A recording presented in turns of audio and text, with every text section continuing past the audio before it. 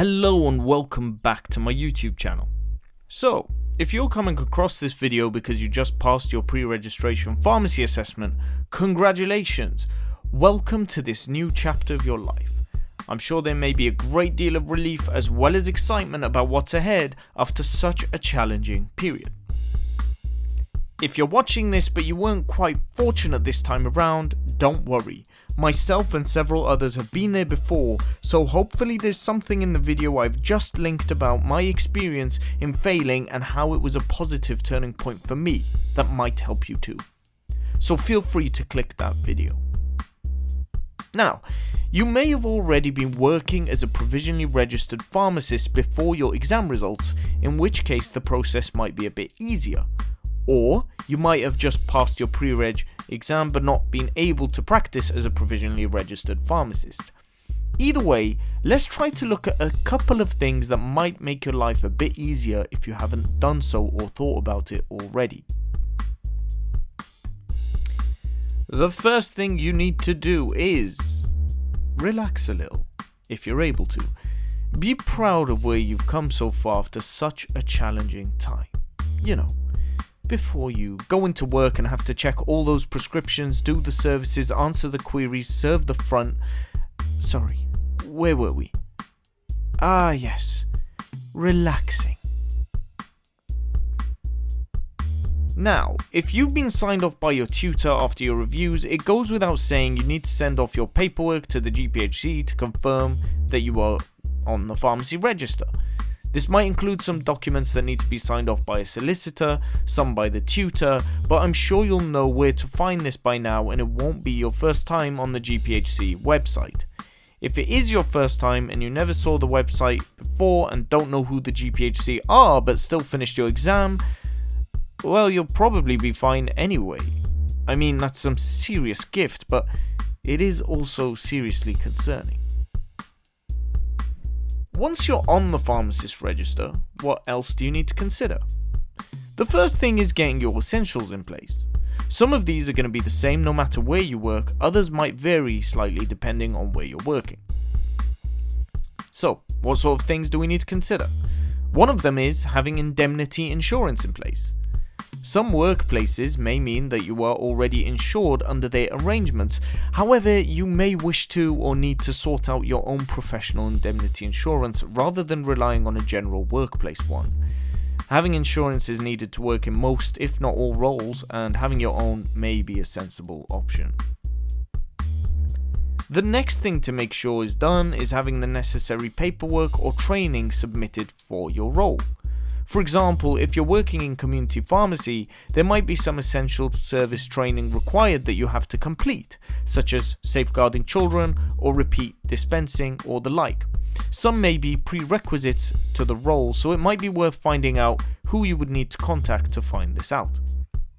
That could be your employer if there's already a job waiting for you, or the relevant NHS body depending on how it is set up in your area, or the locum agency if you're going locuming. It all depends what role you choose.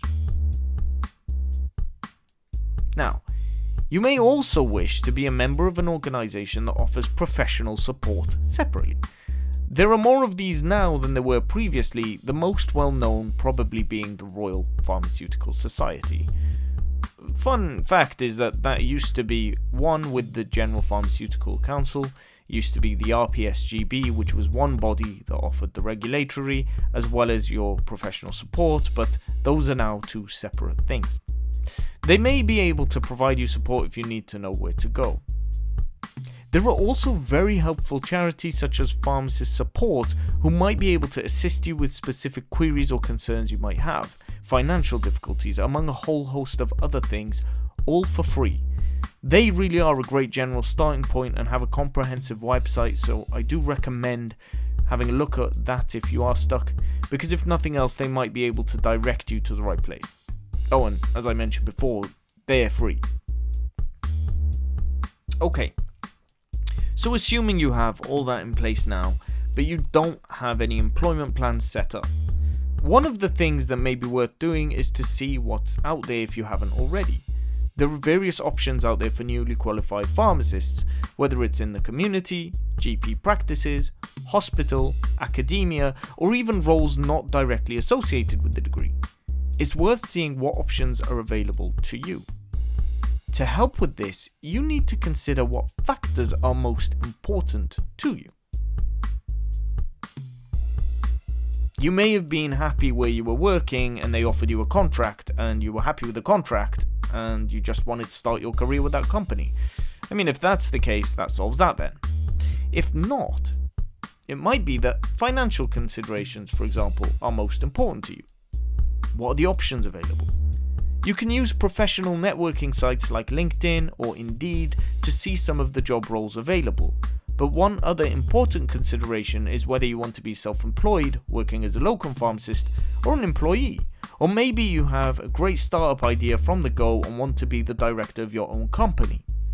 Each has some implications and are definitely worth looking into. As a locum pharmacist, for example, you're likely to get paid or offered higher rates than as an employee. With that though, you need to factor in the costs and consider that as you're self-employed, you don't quite have the same benefits or rights as an employee, such as holiday pay, sick pay, or leave, and you might not get the same regularity of work. However, with all that considered, if you plan it correctly, you may still get more take-home pay depending on the rates that you're getting for the shifts and your planning of your shifts correctly. As an employee, you may find that you're getting taxed more, having more responsibility, but on the loop side, there might be more stability with your shifts. For example, it might be that you're deciding between becoming an employee, having, for example, 4 or 5 days a week, and being a locum where it's more irregular, and it might be that even at the lower rate, because of the consistency of work you get as an employee, that might work financially advantageous to you. The main thing is to be able to see what's out there, see what the options are, and try and cost it and plan it effectively. It might be, for instance, that the main factor for you is flexibility and regularity of shifts isn't as much of an issue. Let's say you want to travel the world. Okay, maybe more so after this whole pandemic situation has shifted, and you don't want to be limited to booking annual leave. Then maybe a locuming arrangement where you only do a couple of days or you do block shifts might be better for you. In any case, there is a lot to consider, so it's worth having a plan to compare the options available, and it might be worth getting professional advice, and definitely might be worth speaking to an accountant to getting an idea of the implications of what each might mean for you. Whatever it is you choose, all the best with your pharmacy journeys. The start might be daunting, but all of you will have already proven yourselves in some capacity to get to this point. Maybe pre-reg was the last exam you'd need to sit in your life. Or it might be you choose for it to be the start of many more in further studies. Whatever it is, the profession can be in many ways what you make of it. I hope that helps for now. Please let me know your thoughts on this video, and if you do have any specific questions, please feel free to comment or connect with me.